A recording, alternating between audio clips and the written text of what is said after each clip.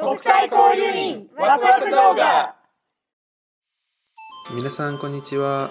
アイルランドの国際交流員アンソニーです。今回の動画では皆さんからよく聞かれる質問に答えます。どうして日本語を勉強しようと思ったか、どうやって覚えたか、日本語の一番難しいところは何か、交流員が経験を語ります。そして今回は松江を代表する宍道湖の前からお届けします。ご覧ください。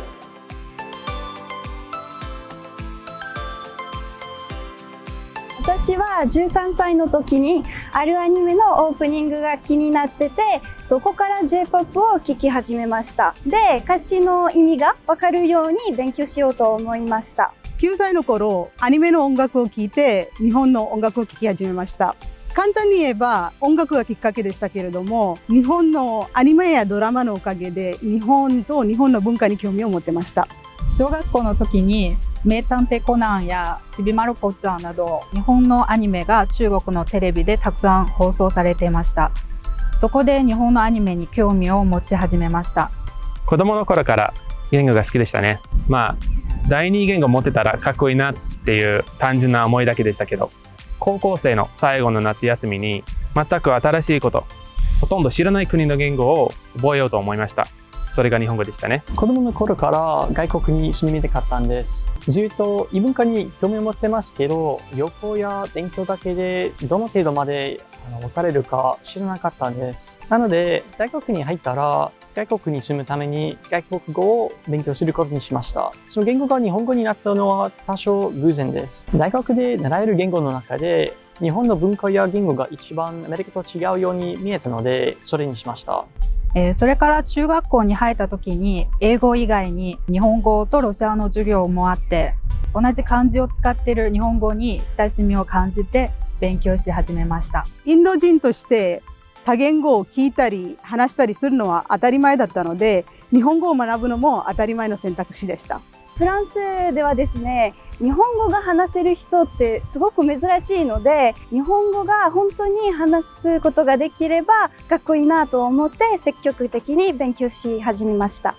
夏休みの期間だけやろうと思ったんですけど、始めたら好きになっちゃって、休みの期間だけじゃなくて10年以上続けましたね。でも日本語にして本当に良かったと思います。日本に住むのは本当に特別な経験になりましたから。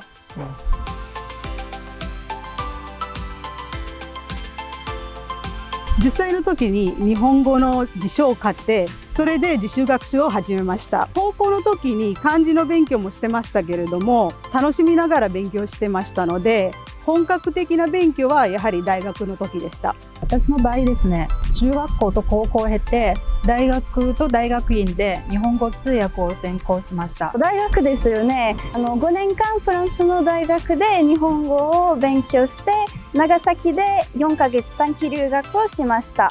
もちろん大学で授業を受けましたけど、それ以外は1年間東京に留学しました。大学3年生の時に1年間東京で留学したことがあります。東京に留学したので、その時日本人と話すことがすごく勉強になりました。授業では教科書以外に日本のオンラインニュースとかドキュメンタリーや文学作品なども使っていましたね。あとはとても面白いと思うんですけど、日本のアニメやドラマの内容を朗読の材料として使っていました。もちろんそれはストーリーがあるものなのでとても面白かったです。大学の時、教科書はもちろん短編小説やエッセイを勉強し、それからそれに関する発表をすることで人の前で日本語を話せるようになりました。文章を書くことも学びました。文法、単語、文章の作り方は授業で覚えたんですけれども、発音は多分よく聴いてた曲、また YouTube で見てた日本の番組から良くなったんじゃないかなと思います。日本語能力試験を合格するために教科書も学びました。あと暗記っていう電子フラッシュカードアプリを漢字や単語を覚えるために使いました。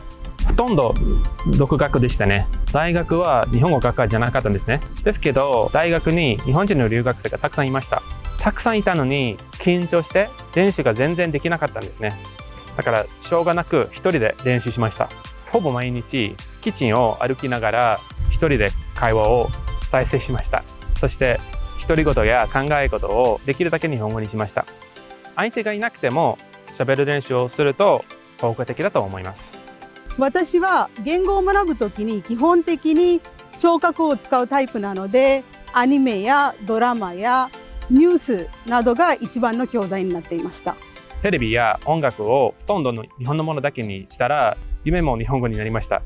一方で母国にいた時は、できるだけ日本語が使えそうな大学のサークルに入ったり、同じ趣味の日本人の友達ができたりして、日本語で話すチャンスも多くなりました。そして日本人と話すのも大事だと思うので、あったらできるだけ難しくても日本語で話そうとしていました。フランス人はですね、日本人みたいに間違えることを怖がるので、なかなか外国語で話したくないというのもあるんですけれども、やっぱり話さないといけないと思って、最終的に間違ってても、通じたら大丈夫じゃないかなと思うようになりました。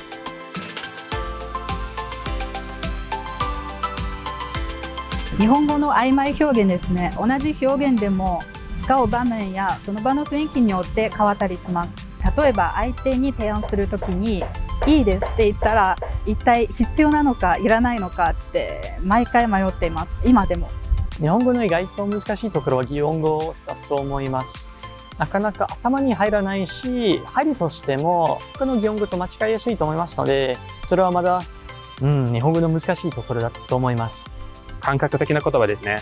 今でも難しいです。ぷにゅぷにゅ、ごわごわ、ぐにゃぐにゃ、ぷるぷる。英語にはこんな表現がないので、感覚をつかんだものでもうまく使える自信がないです。日本語を学べば学ぶほど同意義語が難しいと思います。同じ読み方をしている単語でもアクセントが変わったりすることがあります。例えば帰る、帰る、橋、橋。大学で触れたことはなかったけれども、日本人は自然に分かっていると思います。それが日本語を学ぶ上ですごく大事だと思います。同僚と話している時にアクセントが違っていたから一瞬通じなかったっていうこともよくありました。漢字じゃないですか。書くことだけじゃなくて読むのも大変ですよね。私は知らない漢字を付箋に書いて貼る癖があったんですよ。アプリももちろんあるんですけれども向いてませんでしたね。付箋は楽しい方法だと思いました。友達がアパートに入るときに、うわ、日本だっていうほど壁中どこでも貼っていました。バスルームもベッドルームもトイレも至るところに貼っていました。言語を学ぶ方法はたくさんあります。外国語を学ぶときに単語や文法だけじゃなくて、その国の文化を知ることも大事だと思います。私たちの話を聞いて、これは私もやってみようかなって思う学び方がありましたか？